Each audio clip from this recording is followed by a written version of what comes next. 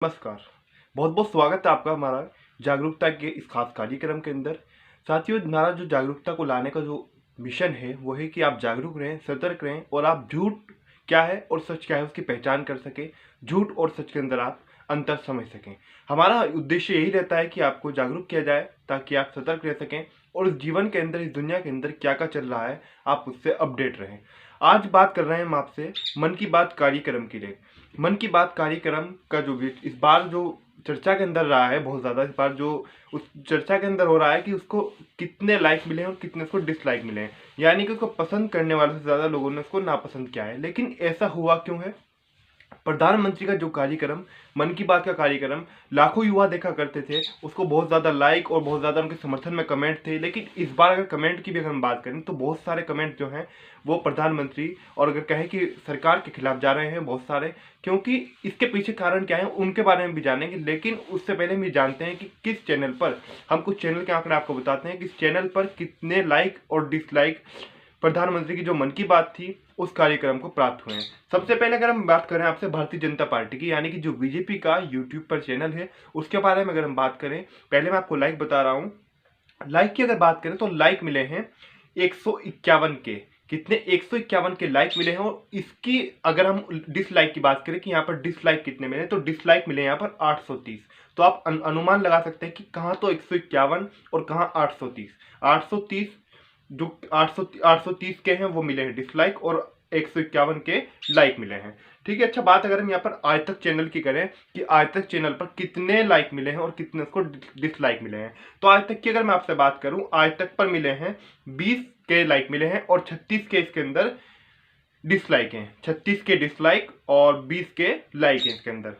अच्छा, आज तक चैनल पर जो 2 माह पहले जो प्रधानमंत्री ने मन की बात की थी उसकी अगर मैं बात करूं आपसे, उसके अंदर ये देखिए 2 माह से अब तक के कितना ज्यादा आंकड़ा बदल रहा है, कितने ज्यादा, यानी कि जो लोग समर्थन में थे वो लोग विरोध के अंदर उतर आए हैं। या फिर अगर कहें कि अगर एक प्रकार से वो लोग अपना विरोध भी नहीं कर रहे, वो प्रधानमंत्री से कहीं ना कहीं अपनी नाराजगी जता रहे हैं वीडियो को डिसलाइक करके। तो 2 महीने पहले का जो कार्यक्रम था आज तक का ही मैं उसके अंदर अगर आपको बताऊं, कल तक के जो आंकड़े थे उसके अंदर है कि 2 महीने पहले का जो कार्यक्रम था इसमें 8.1 के, यानी कि 8.1 के जो है वो लाइक हैं। और डिसलाइक की अगर मैं बात करूं तो डिसलाइक जो है वो डिसलाइक है इसके अंदर 1.3 के, यानी कि 1.3 के इसके अंदर डिसलाइक है।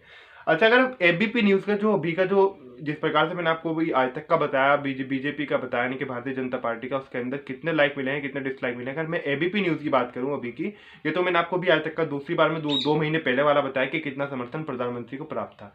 तो एबीपी न्यूज की अगर हम बात करें तो एबीपी न्यूज के अंदर 858 लाइक मिले हैं इसी कार्यक्रम में और 1.4 के इसके अंदर डिसलाइक मिले हैं। देखिए आप कितना बड़ा अंतर है।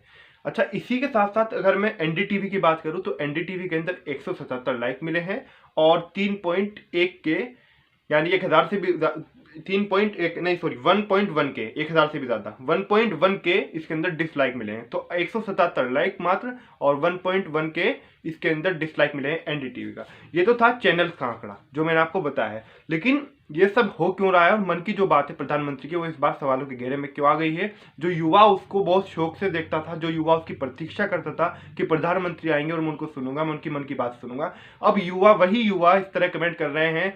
अगर हम कहें कि उनके घरेलू जीवन पर भी कमेंट कर रहे हैं कि इनको शादी करनी चाहिए, इनको अपनी पत्नी पास रहनी चाहिए, इस तरह के भी कमेंट देखने में आ रहे हैं। लेकिन इस बात को छोड़िए, हम मेन जो हमारा टॉपिक है वही कि डिसलाइक और लाइक, ऐसा क्या हो गया? कमेंट की हम बात नहीं कर रहे हैं, मेन जो हम दर्शा रहे हैं वो लाइक और डिसलाइक के बारे में आपको बता रहे हैं। पहले क्या था कि देश की अर्थव्यवस्था हमारे पहले से कमजोर चलती आ रही थी, फिर अचानक कोरोना आ गया, कोरोना के कारण और ज्यादा अर्थव्यवस्था कमजोर हो गई।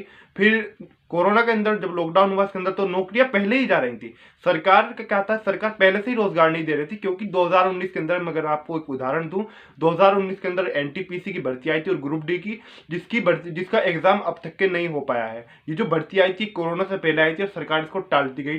अब ये देखिए जिन करोड़ों युवाओं ने फॉर्म भरा है, उनका परिवार का उनके ऊपर दबाव है, वो आज बेरोजगार फिर रहे हैं। फिर ऊपर से कोरोना आ गया, फिर लॉकडाउन लग गया, तो उनकी स्थिति क्या होगी? सरकार के प्रति उनका जो गुस्सा है वो जाहिर बात है, गुस्सा तो उनका होगा ही। तो ये बात तो यहाँ पर मैंने आपको एक उदाहरण दिया है, मात्र रेलवे का पेपर इस प्रकार से अटक गया।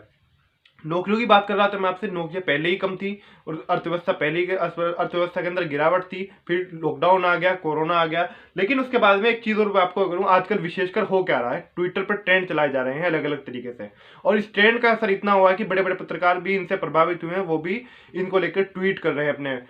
मात्र जो बुद्धिजीवी लोग हैं वे तो ट्वीट कर ही रहे हैं, जो पत्रकारों को भी एक तरह से क्या कहें कि उनका रुख भी बदल गया है कि छात्रों को जब रोजगार नहीं दोगे या फिर उनको जो भर्तियां हैं उनको अटकाव रखोगे, उनको नौकरी देने में देर लगाओगे, उसका भी सारा मैं आपको बताता हूँ आजकल हो क्या रहा है। अगर ये हल्ला शुरू कहाँ से हुआ है, लोगों ने डिसलाइक और लाइक तो करना ही शुरू किया था, क्योंकि अगर आप भी किसी प्रतियोगी परीक्षा की तैयारी कर रहे हैं, चाहे वो दिल्ली पुलिस हो, आपका रेलवे का एग्जाम हो, एसएससी हो या कुछ भी हो, होता क्या है कि अगर आपने एग्जाम दे लिया, पहली बात तो एक एग्जाम नहीं होता है, एग्जाम को 2-2 साल में होता है, एक एक साल में होता है, 1.5-1.5 साल में होता है।